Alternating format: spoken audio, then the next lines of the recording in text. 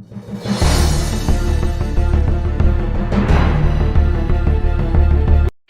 के इस वीडियो में मैं इस बुक की समरी के बारे में बताऊंगा, जिसमें कुछ साइकोलॉजिकल फैक्ट्स हैं उनके बारे में बताऊंगा।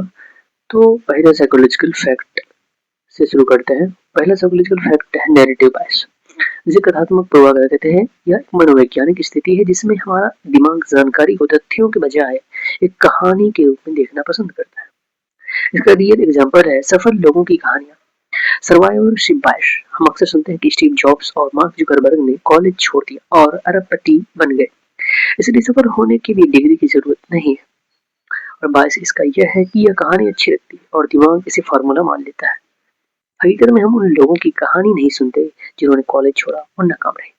हम सिर्फ उस एक कहानी पर ध्यान देते हैं जो सुनने में रोमांचक है। इसे कैसे बचें? तो पहला काम ये करें कि डेटा पर ध्यान दें। कहानी कितनी भी अच्छी हो, आंकड़ों को क्रॉस चेक जरूर करें। दूसरा, सवाल को घेरे में रखें। खुद से पूछें, क्या ये सच है या सिर्फ सुनने में अच्छा लग रहा है? तीसरा, विपरीत राय चुनें। उस कहानी के खिलाफ क्या तर्क हो सकता है, उसे भी खोजें। सेकेंड साइकोलॉजिकल टॉपिक है post fallacy, the post hoc fallacy. यह एक ऐसी तर्क की गलती है जहां हम मान लेते हैं कि क्योंकि यह एक घटना जो ए है दूसरी घटना बी से पहले हुई, इसलिए घटना ए ने ही घटना बी को पैदा किया है। इसका रियल एग्जांपल है बिल्ली का रास्ता काटना। आप घर से बाहर निकले और एक काली बिल्ली ने आपका रास्ता काट दिया। थोड़ी देर बाद आपका एक्सीडेंट हो गया या कोई काम बिगड़ गया। आप सोचने लगते हैं कि बिल्ली के रास्ता काटने की वजह से आपका काम बिगड़ा। सच्चाई ये थी कि बिल्ली का गुजरना और आपका काम बिगड़ना दो अलग बातें हैं। बिल्ली ने रास्ता नहीं काटा होता तब भी शायद वो काम बिगड़ जाता, लेकिन हमने अंधविश्वास के कारण उन्हें जोड़ दिया। इसे कैसे पहचाने? तो जब भी आप कोई कहे कि ऐसा हुआ क्योंकि उससे पहले भी वैसा हुआ था, तो खुद से पूछे, क्या इन दोनों के बीच कोई सीधा साइंटिफिक या लॉजिकल कनेक्शन है? क्या यह सिर्फ एक इत्तेफाक हो सकता है? नेक्स्ट साइकोलॉजिकल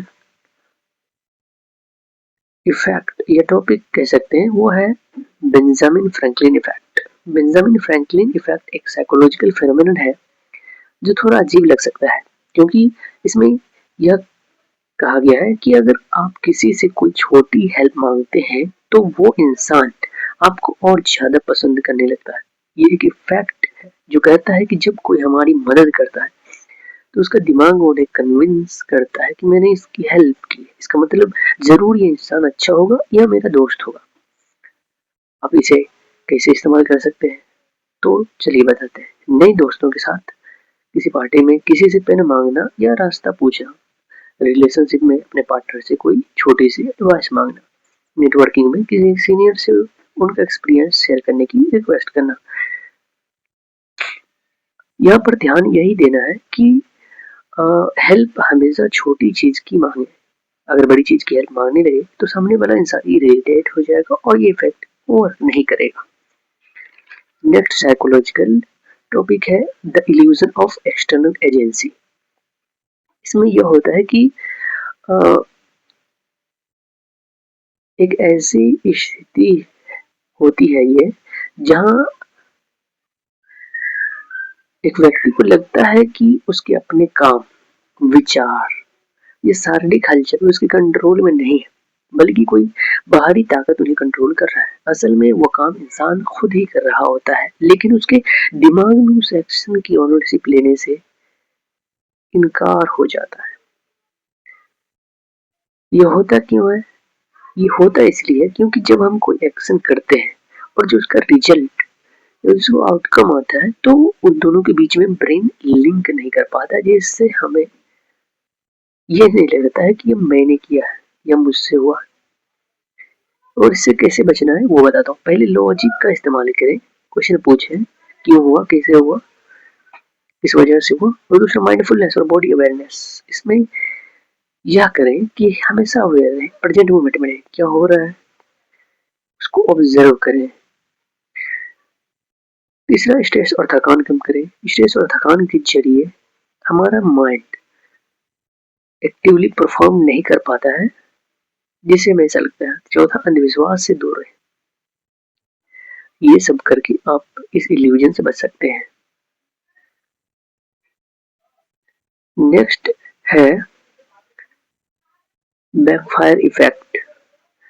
इस साइकोलॉजिकल इफेक्ट की बात करें तो ये एक दिलचस्प साइकोलॉजिकल कंसेप्ट है, जिसमें जब हम किसी इंसान को उसके विश्वास के खिलाफ ठोस सबूत दिखाते हैं, तो अपनी गलती मानने के बजाय अपने पुराने विश्वास पर भी और ज्यादा मजबूती से अड़ जाता है। असल में फैक्ट उसे बदलने के बजाय बैकफायर कर जाता है। ये क्यों होता है? क्योंकि हमारा दिमाग अपने पुराने विश्वास को अपनी आइडेंटिटी का हिस्सा मानता है। जब कोई उन्हें गलत साबित करता है, तो दिमाग को लगता है कि उस पर हमला हो रहा है। इससे बचने के लिए दिमाग लॉजिकल होने के बजाय डिफेंसिव हो जाता है। रियल लाइफ एग्जांपल की बात करें तो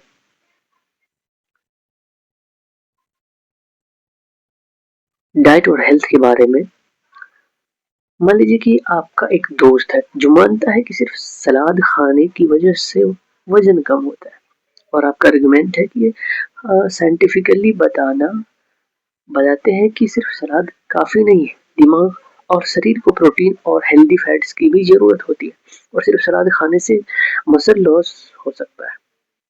इसका एविडेंस भी देते हैं कि आप उसे किसी बड़े डॉक्टर के आर्टिकल या रिसर्च पेपर दिखाते हैं, और इसका बैकफायर इफेक्ट ये होता है कि वो दोस्त उन फैक्ट को देखकर कहेगा, ये सब डॉक्टर पैसे खाते हैं, मेरी मौसी ने सिर्फ सलाद खाकर 10 किलो कम किया था, तुम्हारी ये पेपर सब बकवास। नतीजा ये होता है कि वो फैक्ट्स देखने के बाद सलाद वाली डाइट पर और भी ज्यादा स्ट्रिक्ट हो जाता है, यानी बैकफायर हो जाता है, क्योंकि उसे लग रहा है कि आप उसकी मेहनत को गलत ठहरा रहे हैं। और इससे कैसे बचना है? तो बहस नहीं करना है, सीधा तुम गलत हो बोलने से दिमाग बंद हो जाता है। सवाल पूछना है, उनसे पूछें कि वो ऐसा क्यों मानता है। जो लोग खुद एक्सप्लेन करते हैं तो अपनी गलती ज्यादा आसानी से देख पाते हैं, ज्यादा आसानी से ढूंढ पाते हैं। एम्पैथी दिखाएं, उन्हें जताएं कि आप उनकी कोशिश की इज्जत करते हैं। अब आते हैं नेक्स्ट टॉपिक पर।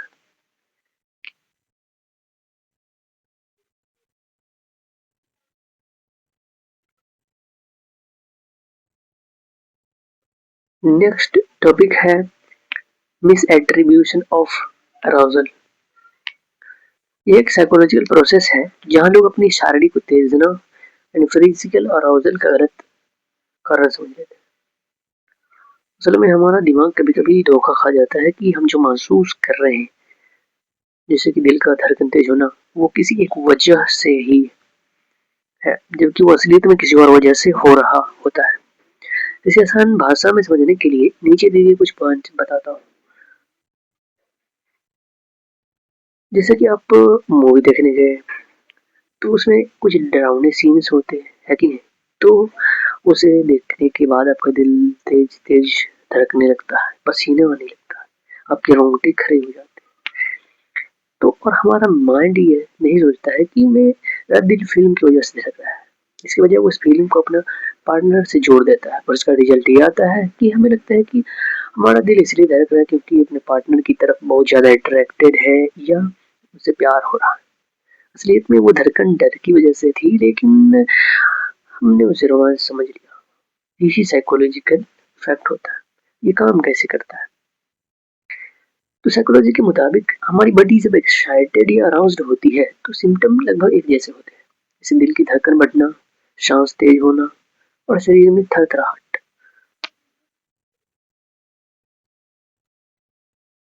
इसे एग्जाम्पल के जरिए समझते हैं। अगर हम जिम में वर्कआउट करके निकल रहे हैं, जहाँ हमारा हार्ट बीट पहले से ही तेज है, और तभी आपको कोई मिलता है, तो इस बात के चांसेस ज्यादा होते हैं कि उन्हें नॉर्मल से ज्यादा अट्रैक्टिव समझेंगे। इसका कारण है वर्कआउट की थकावट, और दिमाग इसे अट्रैक्शन समझ लेता है।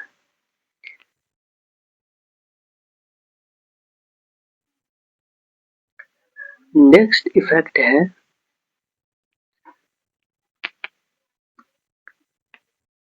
Pluralistic ignorance. यह एक ऐसी साइकोलॉजिकल सिचुएशन है जहाँ ग्रुप के हर इंसान अंदर से एक तरह से सोच रहा होता है, लेकिन उसे लगता है कि बाकी सब लोग अलग या अपोजिट सोच रहे हैं। इसकी वजह से वो इंसान ग्रुप के साथ फिट होने के लिए अपने असली ख्यालात को दबा देता है और दिखावे के लिए वही करता है जो बाकी सब लोग कर रहे होते हैं। मेजोरिटी जो कर रहे होते हैं वही करने लगते हैं। असल में मेजोरिटी भी वही सोच रही होती है जो वो सोच रहा है। इस आसान भाषा में कहें तो सबको लगता है कि सिर्फ मैं ही ऐसा सोच रहा हूँ, बाकी सब नॉर्मल है। इसे रियल एग्जांपल से समझते हैं।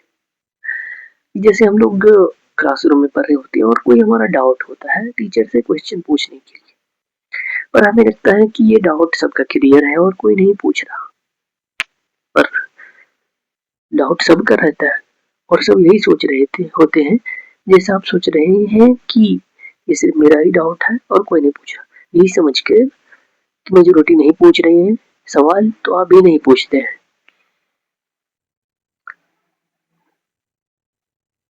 इसके 3 बड़े नुकसान होते हैं। पहला नुकसान होता है कि साइलेंस। लोग गलत बात के खिलाफ आवाज नहीं उठा पाते क्योंकि उन्हें लगता है कि वो अकेले हैं। और पीयर प्रेशर। लोग वो काम करते हैं जो पसंद नहीं करते, जैसे कि स्मोकिंग, ड्रिंकिंग, सिर्फ इसलिए क्योंकि उन्हें लगता है कि ये तो कूल है और सब कर रहे हैं। इसमें ऐसा भी होता है कि सड़क पे किसी एक्सीडेंट हो गया और उसे कोई मदद नहीं करता क्योंकि हर कोई दूसरे को देख रहा होता है और सोचता है कि शायद ये इतना सीरियस नहीं है, तभी तो कोई कुछ नहीं कर रहा।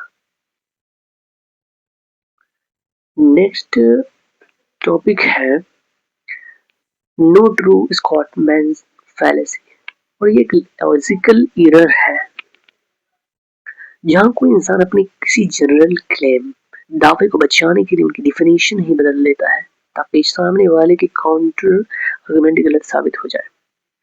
इसे अपील टू प्योरिटी भी कहते हैं क्योंकि इसमें ये जताने की कोशिश की जाती है कि जो असली या शुद्ध ग्रुप का मेंबर होगा वो कभी ऐसा नहीं करेगा। ये काम कैसे करता है आइए जानते हैं। इस फैलेसी के बेसिक स्ट्रक्चर ये सब है। जैसे एक ही कहना है कि कोई ग्रुप, जैसे कि ग्रुप एक्स ऐसा काम नहीं करता है और बी का काउंटर होता है, लेकिन देखो रमेश जो ग्रुप एक्स से है वो उसने तो वही काम किया। एक जवाब फिर होता है हाँ लेकिन कोई असली ग्रुप एक्स का मेंबर ऐसा नहीं करता। यह ए ने अपनी बात सही साबित करने के लिए ग्रुप एक्स की डिफिनेशन ही बदल दी ताकि रमेश उसमें फिट न हो सके। इसे रियल एग्जांपल से बताता हूँ। जैसे कोई स्पोर्ट्स फैन है, दो दोस्त क्रिकेट मैच देख रहे हैं। राहुल जो इंडिया के राहुल इंडिया टीम का फैंस है, कभी अपनी ही टीम को नीचा नहीं दिखाता है। वो बोलता है कि हम लोग सबसे ज्यादा लॉयल फैन है। अमित कहता है लेकिन पिछले साल जब मैच हारे थे तो स्टेडियम में कुछ लोगों ने खिलाड़ियों को बुरा भला कहा था और नीचा दिखाया था। राहुल कहता अरे तो वो असली इंडियन फैंस नहीं थे, असली फैंस तो हमेशा सपोर्ट करते हैं। यहाँ गलत किया है। राहुल ने एक जनरल स्टेटमेंट दिया था जबकि अमित ने एक काउंटर एग्जांपल दिया, तो राहुल ने अपनी गलती मानने के लिए उसके बजाय असली फैन की एक नई डेफिनेशन बना दी ताकि उसका पहला स्टेटमेंट सही रहे। उसके बिना किसी लॉजिक को लोगों के ग्रुप से निकाल दिया जो उसके आर्गुमेंट में फिट नहीं बैठ रहे। इसे बचना जैसे जब भी कोई अपनी बात मनवाने के लिए असली सच्चा या ट्रू जैसे वर्ड का सहारा लेकर काउंटर एग्जांपल को रिजेक्ट करे तो समझ जाए कि वह नो टू स्कॉट्समैन फैलेसी हो रही है।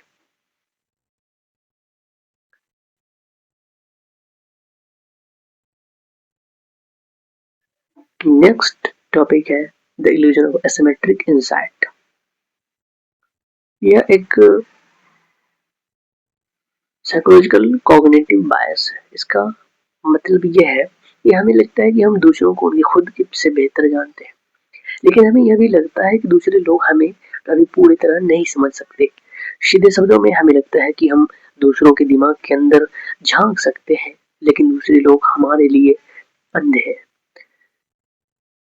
इसका 3 मुख्य कारण है। पहला कि मैं तुम्हें जानता हूँ, मुझे पता है तुम्हारे दिमाग में क्या चल रहा है और तुम्हारा एक्शन का असली मतलब क्या है। दूसरा पॉइंट यह है कि तुम मुझे नहीं जानते, तुम्हें क्या पता मैं असलियत में कैसा हूँ, मेरा पर्सनैलिटी बहुत कम्प्लेक्स है जो तुम नहीं समझ सकते। तीसरा पॉइंट है ऑब्जर्वेशन वर्सेस इंट्रोस्पेक्शन। हम दूसरों को उनके एक्शन से जज करते हैं लेकिन खुद को अपने थॉट्स और इंटेंशन से। इसका रियल एग्जांपल क्या है आइए बताता हूँ।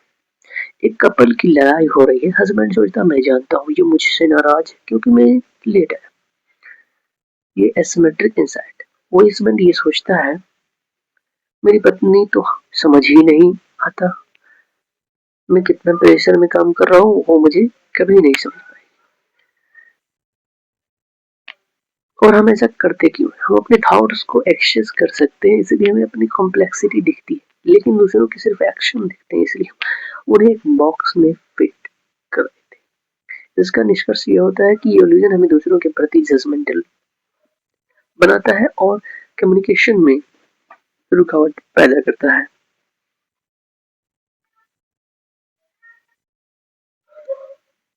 नेक्स्ट टॉपिक है